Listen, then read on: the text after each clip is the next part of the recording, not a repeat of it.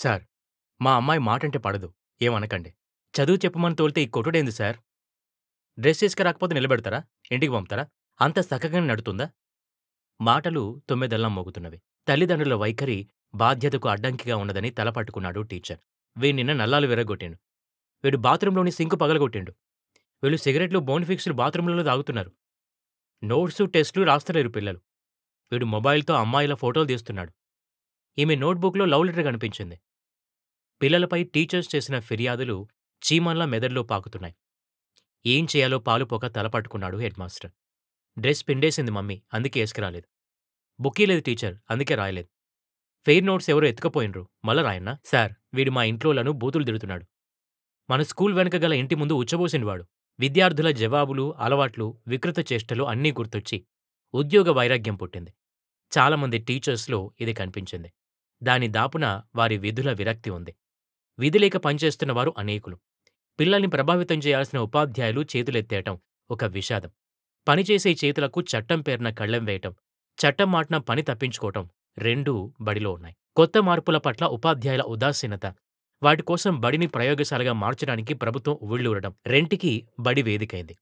Corona కాలంలో ఆన్‌లైన్‌లో పాఠాలు చెప్పించిన ప్రభుత్వం తరగతి గదుల్లో డిజిటల్ మాధ్యమం ద్వారా పాఠాలు చెప్పాలని నిర్ణయించింది.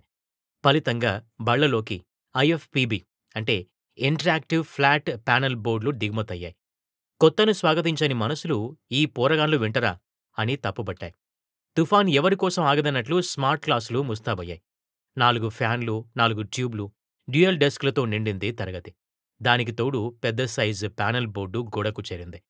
తరగతి హోమ్ థియేటర్‌ను తలపించింది. ఒకరిద్దరు ఉపాధ్యాయులు చెప్పడానికి ముందుకొచ్చారు. మిగతా వారు వెనుకంజ వేశారు. ప్రతి ఒక్కరూ స్మార్ట్ టీచింగ్ ఫోటోను వాట్సాప్ ద్వారా పంపాలని పైనుంచి ఆదేశమొచ్చింది.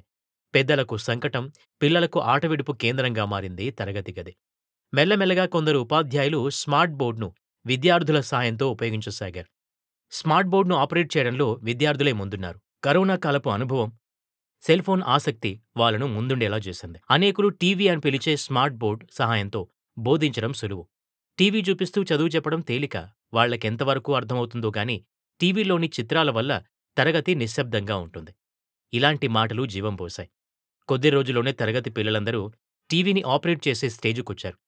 టీవీ లాక్‌ను చెడగొట్టారనే విషయం వినవచ్చింది. కొంతమంది ప్రార్థనకు ముందే వచ్చి టీవీలో చెడ్డ చెడ్డ బొమ్మలు చూస్తున్నారు. నిన్న సార్ లేనప్పుడు 10వ తరగతోళ్ళు పాటలు పెట్టుకున్నారు. ఇలాంటి రకరకాల ఫిర్యాదులు వినబడుతున్నవి. స్మార్ట్ బోర్డ్ పగలగొడతారేమో అనే భయం స్థానంలో కొత్త సమస్య వచ్చి చేరింది. జేబుల్లో సెల్‌ఫోన్స్ పెట్టుకుని విద్యార్థులు వస్తున్నారని అర్థమైంది. లక్షలాది డబ్బు పోసి బడిలో బిగించిన టీవీ వల్ల బాగుపడ్డదెవరు? భంగపడ్డదెవరు? అనే విచికిత్స మొదలైంది. కలికాలమా? కరోనా కాలమా? అర్థం గాకుండా ఉన్నది. స్మార్ట్ బోర్డ్‌ను పిల్లల బారి నుండి, పిల్లల్ని బోర్డు బారి నుంచి రక్షించటం తలకు మించిన పనైంది. బోర్డు వాడకానికి ఉత్సాహం చూపని ఉపాధ్యాయులు, అత్యుత్సాహం చూపే విద్యార్థుల మధ్య సమన్వయ సాధన ఎండమావిగా కనపడింది. ఎవరో కొట్టినట్లు తెలివైంది. కలగన్నానా? నిజమవుతుందా? ఉద్యోగాలు పోతాయా? సవాలక్ష సందేహాలు పురుడు పోసుకోసాగాయి. తెల్లారగట్ల వచ్చిన కల నిజమవుతుందట. వెన్నుపూస వణికింది. లేని భయాల్ని ఊహించుకోకని మెదడు వెన్ను తట్టింది. ఇంతకీ ఏమిటా కల? క్లాసంతా గోలగా ఉంది. క్లాసులోకెళ్ళాను. నిశ్శబ్దం అలుముకుంది. గురువుగారు, ఈరోజు టీవీ పాఠం వింటాం. ముక్త కంఠంతో అన్నారు పిల్లలు. గొంతెత్తి పద్యం పాడే అవకాశం జారిపోయింది. మాటతో మంత్రముగ్ధుల్ని చేసి పాఠం వినిపించడానికి కాలం చెల్లింది. పిల్లల కోరిక కాదనడానికి అధికారం లేకుంటైంది. పాఠ్యపుస్తకంలోని బొమ్మలు పిల్లల్ని ఆకర్షించడానికి ఉద్దేశించినవి. సగం పాఠం అర్థమయ్యేవిగా ఉండేవి. అలాంటి బొమ్మలే ఇప్పుడు టీవీలోకొచ్చి చేరాయి. పుస్తకాన్ని వదిలి పిల్లలు దృశ్యం వైపు మరలారు. మనసు చిబుక్కుమంది. బొమ్మ కదిలింది. గొంతెత్తి పాడింది. అక్కడ కూడా నాలాంటి గురువుగారే పాఠం చెప్పసాగారు. నాది ప్రేక్షక పాత్ర. అప్పుడప్పుడు జోక్యం చేసుకుని పాఠం చెప్పాను. పిల్లల కళ్ళు టీవీ వైపు. నా బోధన చెవికెక్కలేదని అర్థమైంది. నాలాగే టీవీలో కూడా గురువు ప్రశ్నలడిగాడు. టీవీలోని పిల్లలు జవాబులిచ్చారు. పిల్లల సందేహాలకు గురువు సమాధానాలిచ్చాడు. నేను, పిల్లలు వింటూ చేష్టలుడిగి శ్రోతలమయ్యాం. అలా పీరియడ్ పూర్తయింది. పాఠం అర్థమైందా? అర్థం గాకుంటే అడగండి అన్నాను. సినిమా చూసినట్లనిపించింది. అడగడానికి ఏమీ లేదు అన్నాడు. పాఠం పూర్తయ్యాక ఒకరిద్దరు ప్రశ్నలడిగేవారు. ఈరోజు అడగలేదంటే నా బోధనలో లోపముందా? టీవీ బోధనలో లోపముందా? అర్థం కాలేదు. అన్ని పాఠాలు, సబ్జెక్టులన్నీ ఇలానే చెప్పాలనే ఆదేశాలొచ్చాయి. టీవీ ద్వారా పాఠాల్ని ప్రదర్శించడానికి సాంకేతిక పరిజ్ఞానం ఉన్నవాడు ఒక్కరుంటే చాలు. నలుగురు టీచర్ల పని ఒక్కడు చేసే సమయం వచ్చింది. అన్ని సబ్జెక్టుల డిజిటల్ లెసన్స్ తయారై ఉన్నాయి. నలుగురి పని ఒక్కడు చేస్తే మిగతా వారి ఉద్యోగాలు మాయమయ్యే పరిస్థితి ఉంది. అర్థమయ్యేసరికి భవిష్యత్తును ఎవరో కత్తిరించినట్టు అనిపించింది. వచ్చిన కల గుర్తు తెచ్చుకునేసరికి కంటనీరు కారింది. కల నిజమవునా? కథ మారునా? కన్నీరే మిగుల్నా? అనేక సందేహాలు ఎదను నాటుకున్నాయి. ఈ బోర్డుతో కాలం గడిపితే ఉన్న తెలివి ఓడుతుందేమో! ఎంత మాయలమారి ఇది! వెంట వెంటనే రంగులు మార్చుతుంది. గొంతు మార్చుతుంది. పాఠం చెప్పడానికి చదవాల్సిన అవసరం లేదు. తాకితే చాలు తెర మీద బొమ్మ పలుకుతుంది. పాఠం చెప్తుంది. హాయిగా కాలం గడపవచ్చు. ఆకర్షణీయమైన గొంతు, అలుపెరగని ముఖంతో బొమ్మ పాఠం చెప్తుంటే కళ్ళప్పగిస్తారు పిల్లలు. టెన్షన్ లేకుండా బతకొచ్చు. పిల్లలు టెక్నాలజీకి అలవాటు పడితే మంచిదేగా! ప్రపంచమంతా సంకేతాలమయం. సాంకేతికతను దూరముంచితే ఎలా? మనుషుల్లాగే బోర్డు కూడా ఫిగర్స్‌ను, కలర్స్‌ను మార్చడానికి అనుకూలం. ఒకే స్క్రీన్‌పై బహురూపుల్లో బహుళ ప్రయోజనాలు. రకరకాల ఆపరేషన్స్, అప్లికేషన్స్ కలిగి గోడకు తిష్టవేసింది. ఏది కావాలంటే అది, ఏ భాష అయినా, ఏ విషయమైనా రాదు, లేదు అనదు. అంతా కోరుకున్న సమయం ప్రకారం. యంత్రం మనిషిని మించింది. అదే పనిగా చూస్తే కళ్ళు పోవా?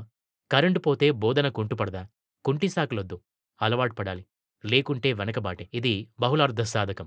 అప్రమత్తత అవసరం. లేకుంటే అనర్థం. కళ ఎంత పనిచేసింది? ఎంతో నేర్పింది. ఎదురుచూస్తున్న రోజు రానే వచ్చింది. బడికి సమాజం తల్లిదండ్రుల రూపంలో వచ్చింది. వారి భాగస్వామ్యం కోసం బడి ఎదురుచూసింది. మగవాళ్ల హాజరు కంటే ఆడవాళ్ల హాజరు ఎక్కువుంది. ఇంట్లో పిల్లల్ని పట్టించుకునేది వారే కదా! చెప్పడానికి ఇదే మంచి తరుణం. చెప్పాల్సిన వారికి చెప్పే అవకాశం వచ్చిందని ఆనందం. చెప్పబోయే విషయంపై పట్టు ఉందా? లోతైన అవగాహన ఉందా? ఎవరైనా ప్రశ్నిస్తే జవాబివ్వగలనా? అనే ప్రశ్నలు తేనెటీగల్లా కుట్టాయి.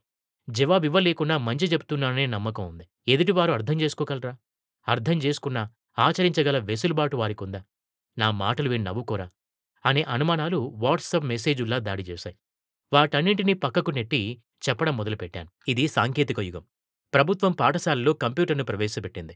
కరోనా కాలంలో ఆన్‌లైన్ తరగతులు నిర్వహించింది. మన టీవీ ద్వారా పాఠాల్ని ప్రసారం చేసింది. విద్యా నిపుణ ఛానల్స్ ద్వారా ఇది జరిగింది. చాలామంది వ్యక్తులు ప్రైవేట్‌గా పాఠాలు తయారు చేసి యూట్యూబ్ ద్వారా అందిస్తున్నారు. ఇవన్నీ చాలా ఉపయోగకరమైనవి. ఇంటింటా చదువుల పంట టీశాట్ యాప్స్ డౌన్‌లోడ్ చేసుకోమని ప్రభుత్వం నిర్దేశిస్తున్నది. ఇంట్లో టీవీ ఉన్నట్లే చేతిలో సెల్‌ఫోన్ ఉండాల్సిందే. పలక, బలపం, కలం, కాగితం, బుక్, నోట్‌బుక్ స్థానంలో టీవీ, సెల్‌ఫోన్, కంప్యూటర్, ల్యాప్‌టాప్‌లు వచ్చి చేరాయి. పిల్లవాడికి సెల్‌ఫోన్ ఇవ్వండి. మీ సమక్షంలోనే పాఠాలు నేర్చుకోనివ్వండి. మీరు ఉంటే విద్యార్థికి క్షేమం, లేకుంటే క్షామం అంటూ ముగించాను.